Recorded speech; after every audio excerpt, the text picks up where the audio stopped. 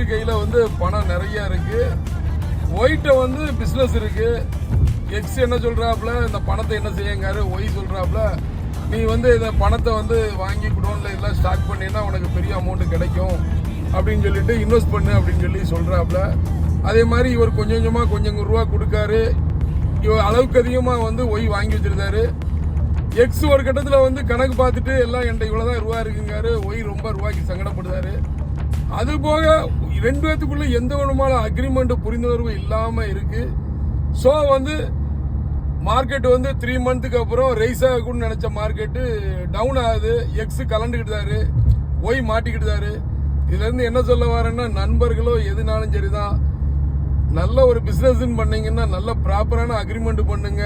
பணம் இருந்தா வாங்கி கொடுங்க. ஒய் எக்ஸ் வந்து கரெக்டா வந்து யாரையும் ஏமாத்தாம கரெக்டா பண்ணி கொடுங்க. ஸோ இதான் இதோட உள்ள அவேர்னஸ்.